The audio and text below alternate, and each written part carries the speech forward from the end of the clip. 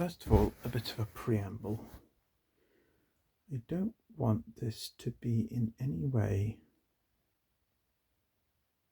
based on what I call sort of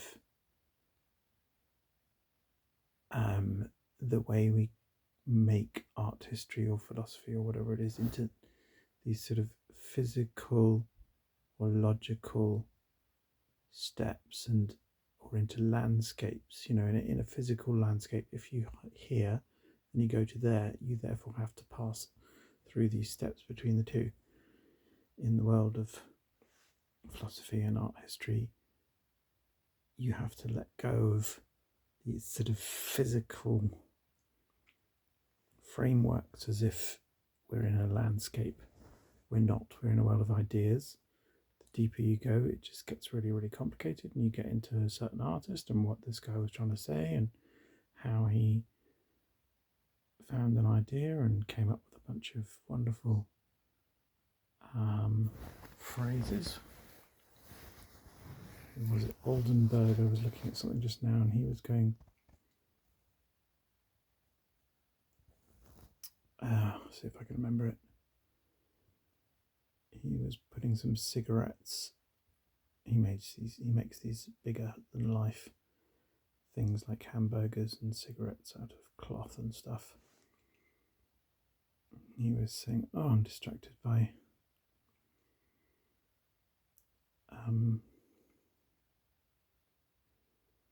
bloody Dali. Bloody Dali. He's always trying to shock people. I'm not the only difference between me and a mad person is that I'm not mad. Oh, Dali, stop trying to shock people and be impressive." Anyway, yes, the point you're trying to make rather dramatically is that you know what you're doing, but otherwise the product perhaps is something that a mad person would make. Okay, great, well done. Claes Oldenburg. I prefer him to Salvador Dali. Sort of saying, what was it? I'll have to look back at it. Anyway, he was placing this piece in a gallery of these larger than life cigarette butts, and he was saying something wonderful. You just go, wow, you've got your idea of these strange, quite very, I would say, performative things, and he did very performative performance art things. And sort of his world, his journey means he comes up with these wonderful little phrases, and you're like, it's probably confusing me more than anything, but it's kind of wonderful. So you kind of look deeper and deeper, is what I was saying. And these artists, they have their path and they have these wonderful things they say. So you look deeper and deeper and you get really into an artist and the funny things they say, and it just gets deeper. It doesn't go in this kind of stepwise path. So this is my preamble. If Stravinsky is neoclassical, that doesn't mean he's a backward Tory cunt. Oh, excuse my language. If neo-realism, is it called in painting? The Bay Era realist or neo-realist group. Immediately it's like, oh, you're just rebelling against the good left. Let's not get into that sort of thinking. Let's think about art rather than these constructs of political identity. So I've just discovered this guy in this Bay Area group of new realist artists called David Park. And he's just doing exactly what is really interesting, I think, which is a sort of exploration of the figure as slightly more aware of itself as a work of art rather than trying to be realist, in fact. So although it's neo-realism, it's sort of doing the work that Expressionism started to do in terms of the actual techniques of the fuzzy edge of the figure. And obviously, again, it's all Cubism was the first abstraction, and therefore you take the next step into abstraction. It's all this idea of this sort of linear physical world kind of ideas of if you go from here to there, you've got to pass through this, and therefore you've got to carry on down that line. Let go. David Park is a great artist. He's not a stuffy idiot going backwards. He's found something that is interesting, like a fractal. You go deeper into something, you find a whole new world. It's not that he's just gone backwards. Anyway, so right now,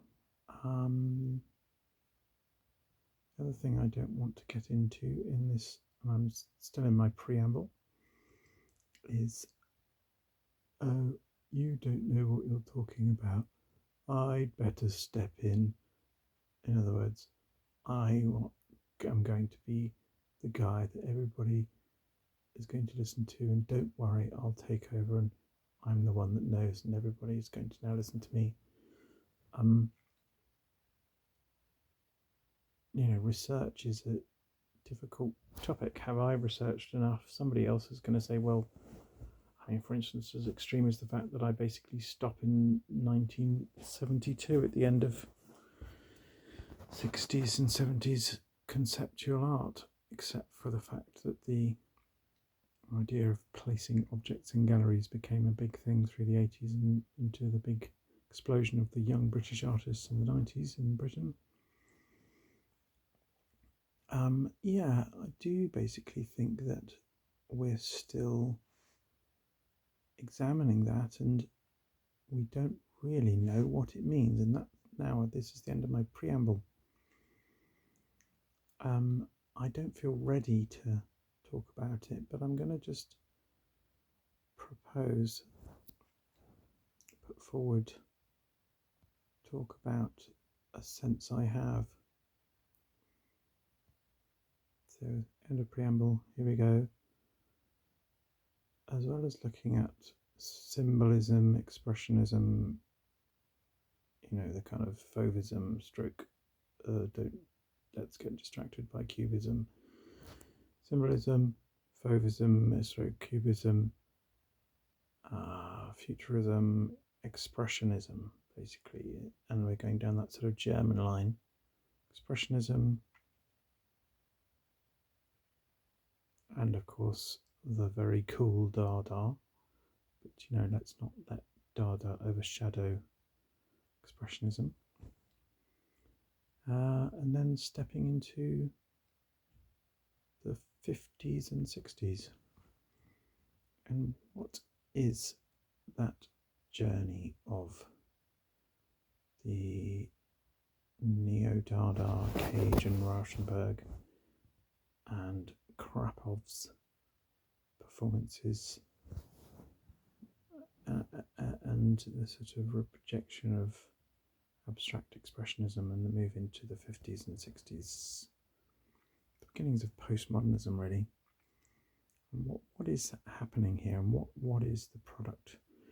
What is happening with the product of that, which is, first of all, Fluxus and pop art, Andy Warhol, but then also the real, I would say, explosion of performance art or live art as one part, the explosion of minimalist art and land art as another, and then thirdly the explosion of the idea of conceptual art. And I just think those three things in the 60s is just like, wow. But also, we haven't really assimilated it. We haven't really understood where we've got to. We have, in the sense that we understand that life is art, performance art. We have, in the sense that we understand that conceptual art, or rather placing objects in galleries, asks the question, what is art? Okay, we know that that's what we're doing. All right, a little step back. Modern art as the popular, I suppose, or the simple, or the basic, basic in quite a good way, world sees it is very intellectual. And this is, I think, something, we're getting somewhere. This is, I think, something that we're beginning to understand as all that era kind of fades and we can now start to look back on it. Because art has really, in some negative sense, if you want to get negative about it, got lost in an intellectual side of things. I love it, don't get me wrong. A really sharp intellectual idea is just so powerful in art. In fact, I think it blinded us. It's so good.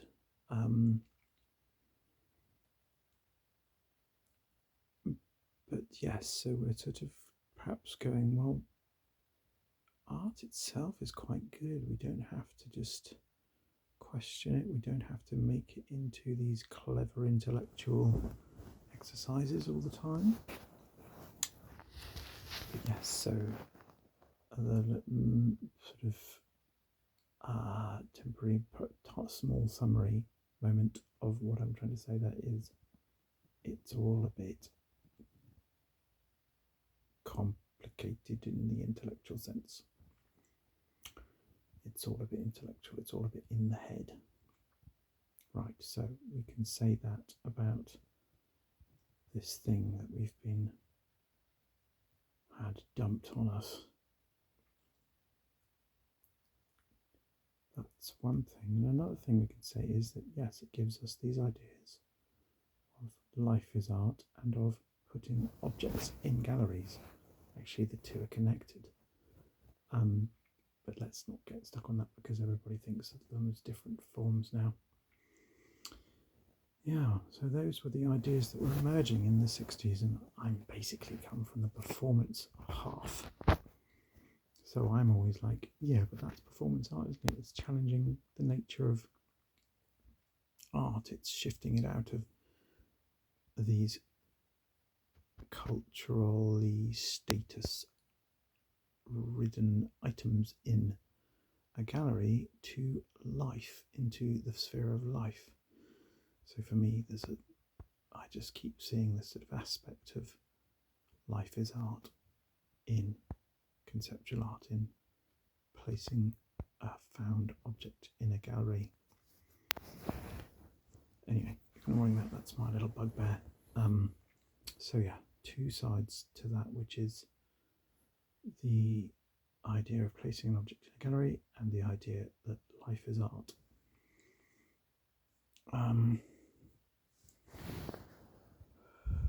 The sense I think we need to remember, however, is the process through expressionism, etc., Dada, etc. The etc. of Dada, I suppose, is surrealism, but also soirees, as John Lennon pointed out when he sat in a bed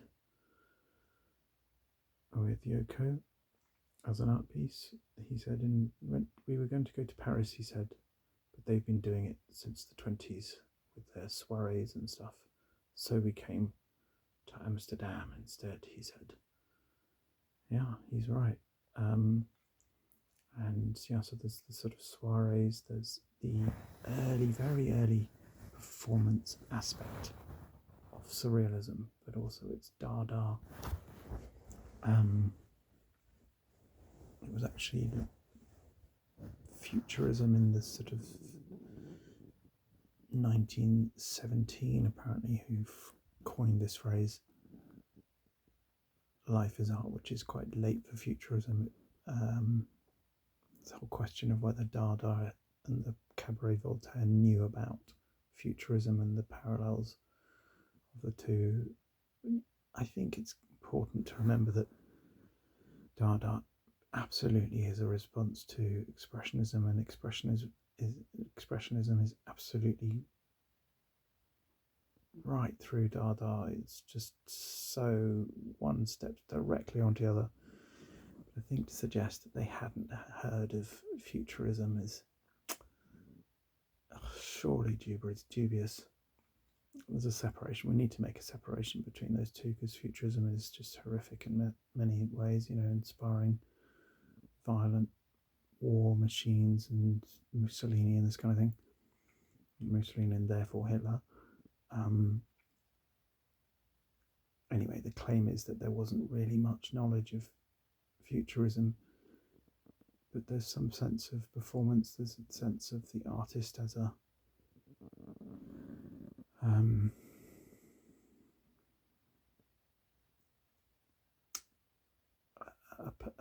person, an entity that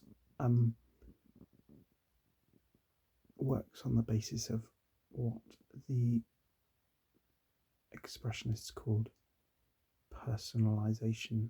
In other words, you can't tell me who I am. It's, in much like the same way to much of this era, it's rebelling against the bourgeoisie, but it rebels in a different way. It says, you can't tell me who I am, which is very different from the left socialism, which says, I'm going to tell you who you are. You're a worker, or you're a oppressor.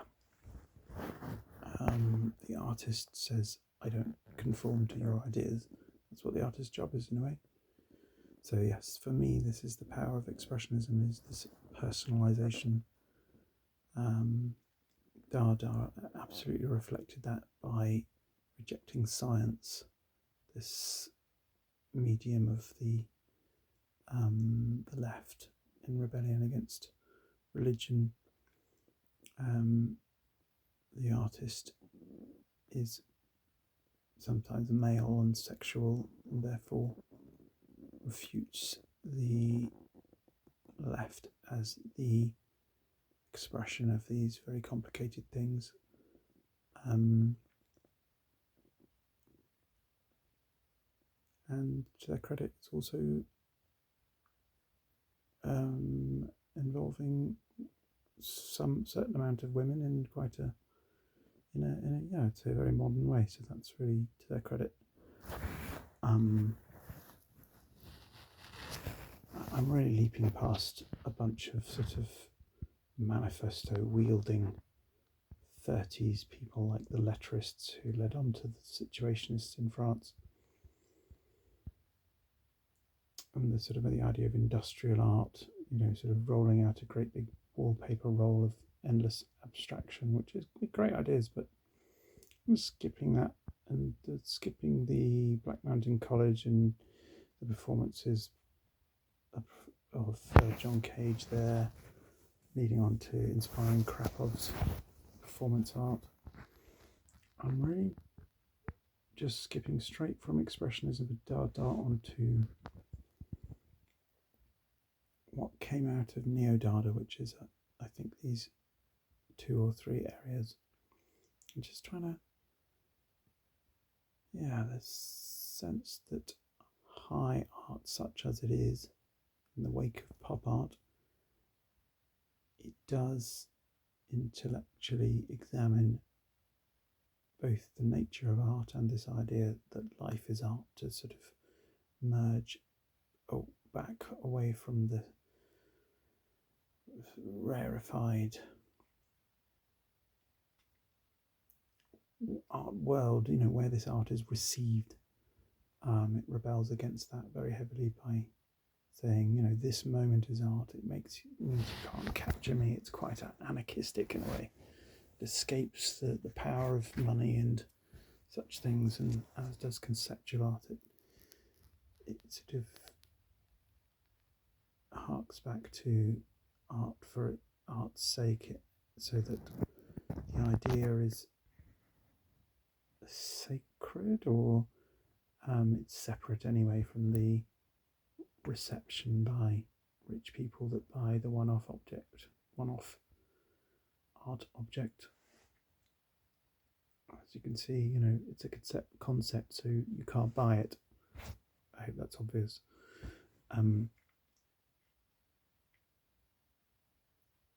So really what I'm beginning to work out is that I'm asking the question, I'm not just giving an analysis of art history. I think I'm saying we haven't really analysed it. And I'm asking, what therefore are the... I notice I've gone to 20 minutes, my 15-minute barrier gone, so it's meant to be 12 minutes, isn't it? So a 24-minute video might work for a double episode. I work. So I'm asking myself, what have we understood, both of the history of how that emerged. I've skipped over Cage and Rauschenberg and Neo-Dadaism, but basically that's the beginning of what then happened, which is Fluxus and just this emergence in the 60s of a really heavily intellectual art. That really sums it up. I think it's just purely intellectual, sort of deeply and darkly intellectual, to the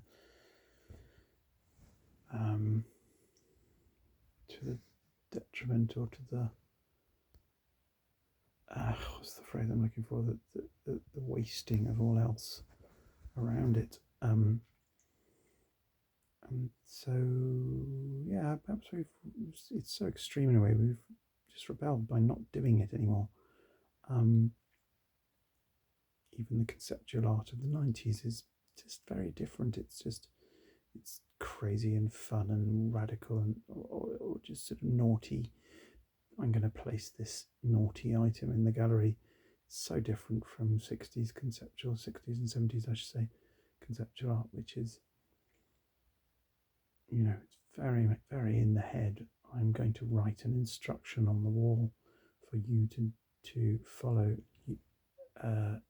or I'm going to get somebody else to make my piece of art, and all they're doing is following my instructions, but that's still my piece of art. This is Solowit. That's great. It's so clever.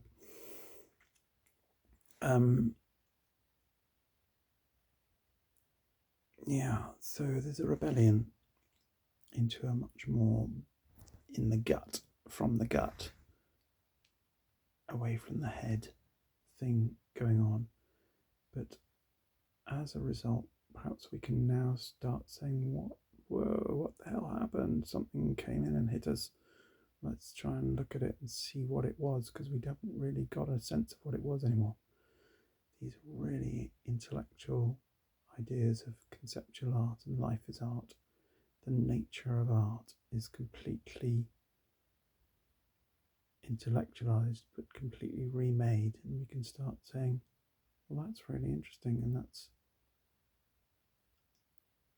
now that we've been forced to accept that art can exist without it being so intellectual, we can also start to go, I quite like these intellectual ideas.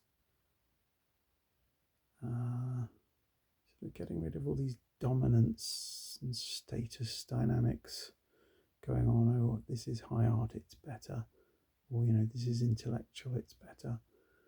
From the gut is better, really, isn't it? And yet, I like these intellectual ideas as works of art. An intellectual idea is quite a powerful bit of art. I'm not saying it's everything. I'm saying it's a form, a way of proceeding, being very intellectual, producing a really powerful intellectual kind of quip, joke, or sort of attack on the ideas of the time, making you realize that you have ideas of your time. That's pretty much what I'm getting to, I think. So my analysis of the history of art has turned into a statement, wielding manifestos like the letterists and the situationists, etc. Oh, they loved a good manifesto. Okay, I don't know if I've summarised, but I feel like we've got to some kind of understanding of the direction of this art.